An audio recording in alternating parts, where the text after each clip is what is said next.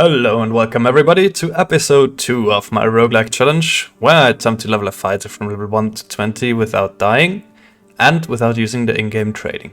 Last episode we ventured into the ruins in our very first game, where we picked up some nice greens like this arming sword with +1 all stats, and a ranger made a questionable life decision of running while I had a speedrun active, so I was able to catch up and was able to pick up a cloak, which is the rarest item in the game. At the end of the game, this gentleman of a rogue opened the door for me, so I was able to escape. In game 2 I ventured back to the trusty Goblin caves, where I proceeded to murder about half the lobby and was able to pick up the first purple of the run from a skeleton champion. Okay, now that we're all caught up, the moment of truth that viewers from the last episode have been waiting for. Will the purple warmall find any use in this run? And the answer is unfortunately gonna be probably not. Because I decided to stick with the green arming sword for the time being, valuing the movement and attack speed a lot more than the high weapon damage of the warmall. I'm expecting that if I would use the warmall, a lot of players would be able to juke me, especially classes with faster movement speed, like rogues, fighters with sprint up, and honestly most classes that just use light armor and one-handed weapons. I believe one way of using the warmall well could be running it with a secondary fast weapon, but for the time being I do value the bow pretty highly, and that is why I'm sticking with my current loadout. As we get into game 3 here in the Goblin Caves once more. Right off the bat there's some potions lying around, which I'm definitely not gonna complain about. I believe we are not doing super well on heals for the time being. Considering I can't buy them from the in-game merchants, it's a little bit of a struggle. Now one of the mummies drops a ring here.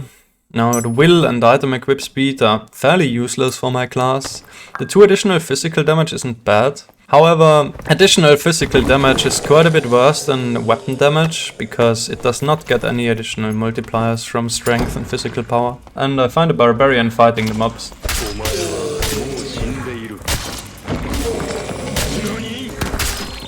Yeah. This barbarian realized a little bit late that I was behind him. In his defense, it can be very hard to hear footsteps while you are fighting, since the mobs hitting you and you swinging at the mobs is quite loud. But after the first hit, he should have realized that something is off here. And there it is, guys. Whoa, look at this ring. 3 strength plus 1.7% max health bonus.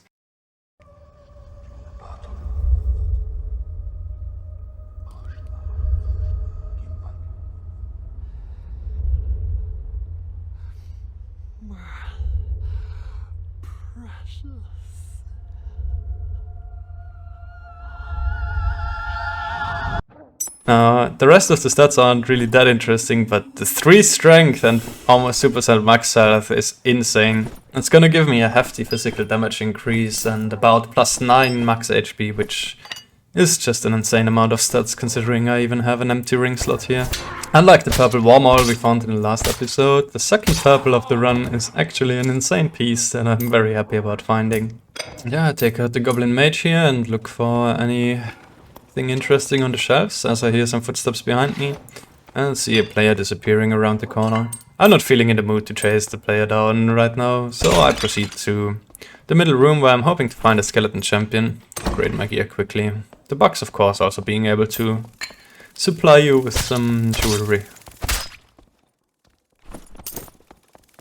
And I believe I hear some player footsteps in the background, but I'm fairly sure that they are on a different level of the caves than me, so I'm not too concerned about it so far.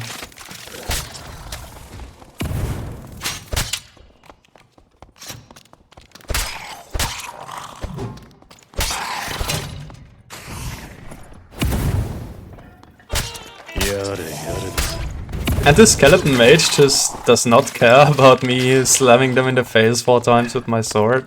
And fireballs me in the face, which hurts quite a lot. It's a bit unfortunate to take that hit.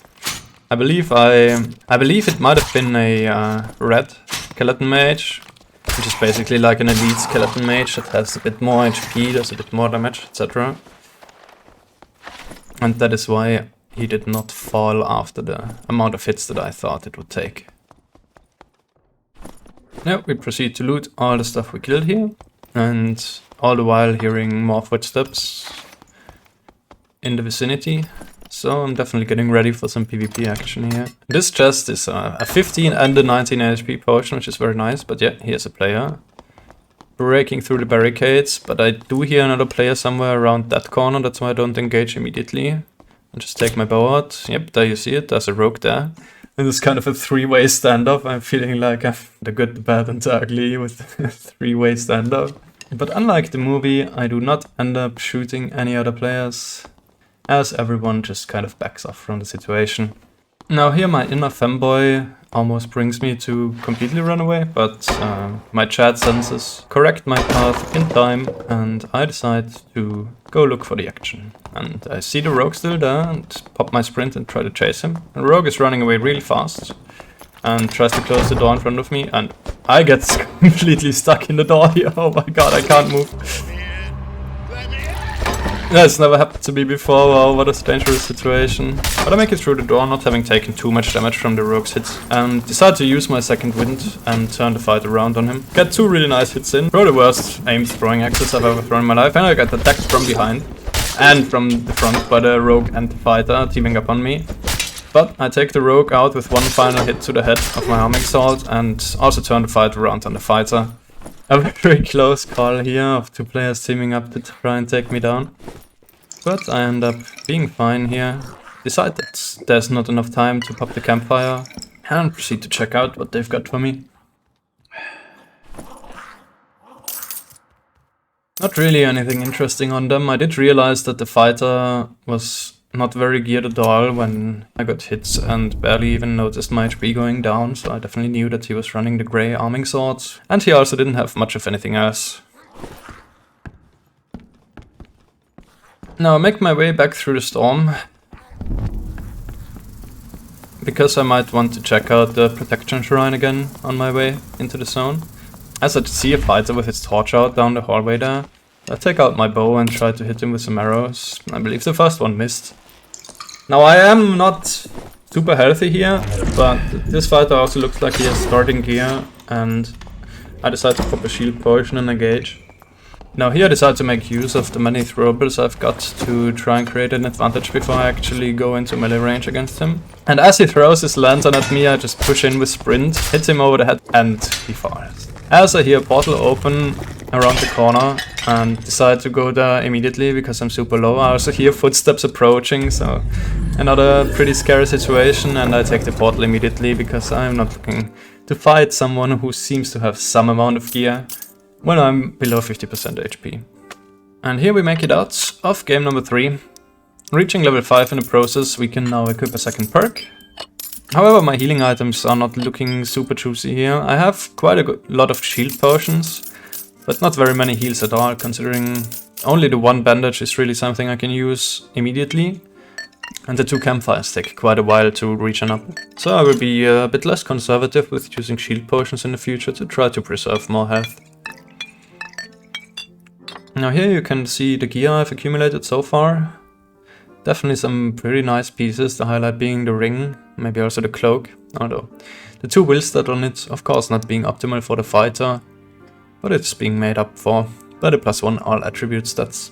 Now if there's still any dual wield believers watching these videos, I'm gonna try to not create any false expectations and tell you that past Shaggy still has not really come around to equipping any offhand weapon just to get the perks with the attack speed and +5 weapon damage for dual wielding. As in past Shaggy's mind, the offhand weapon had to have some convincing stats or rarity to be equipped and to sacrifice the movement speed and other perks for.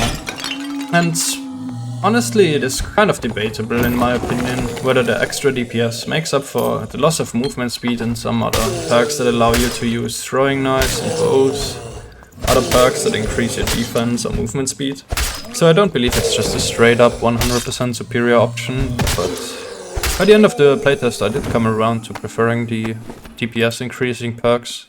Get the exact same spawn here, by the way, as last game, which is kind of funny, and take out the mummies again. But I take another hit here from a mummy, which seems to happen a lot more this playtest than last playtest. Like, I do not remember getting hit by a mummy at all a single time last playtest.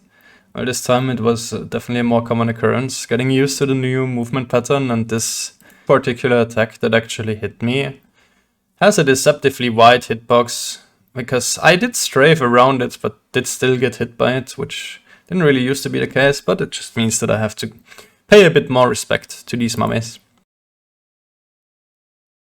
And we are now completely down to the campfires, a ceiling, no healing potions or bandages left, so it's getting a bit tight for sure.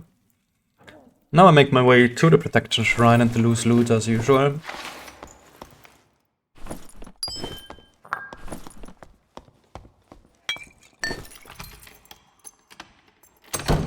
And I see the protection shrine has already been taken, the mobs have been killed, so someone has definitely been here before me. While there's definitely a threat that the player in question might still have the protection shrine up, I can't help it. I have to try to chase them down, and as I turn around the corner I see a fighter bandaging up here.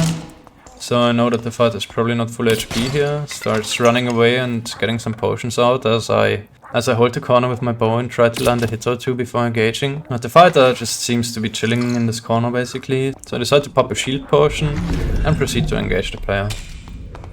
And I land the first nice hit, but unfortunately missed the second and the third stab here. Realizing that, I back off a little bit and pop my second wind, and then go back in for two devastating strikes to the head that take out the fighter. Yeah, this fighter knows what's going on. He's actually using dual wielding, as opposed to me. However, his damage has not been super impressive, to be honest.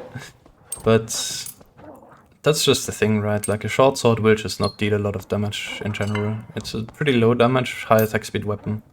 But yeah, now I at least have an offhand weapon in my inventory if I do decide to switch to a Slayer. But the +2 resourcefulness on it is not a super convincing stat.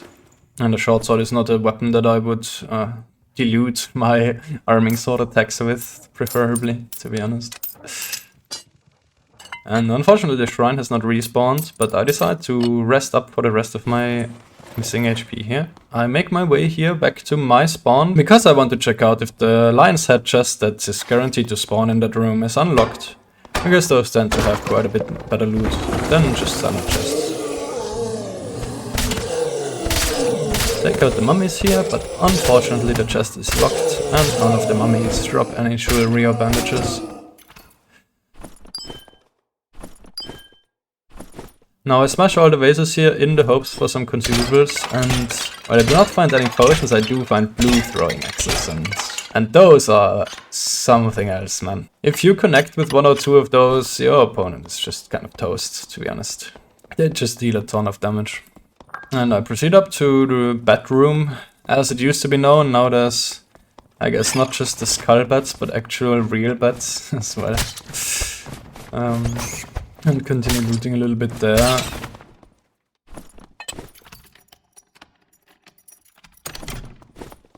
An escape portal actually just spawns right in front of me. The first one of the game. Definitely an early portal, but I decided to just take it since my second wind is down. And I don't really have any more heals. Oh, the second game was a little bit uneventful, unfortunately. I only got one kill and barely saw or heard of any other players. But I can promise you that the next game after this is gonna be completely action-packed.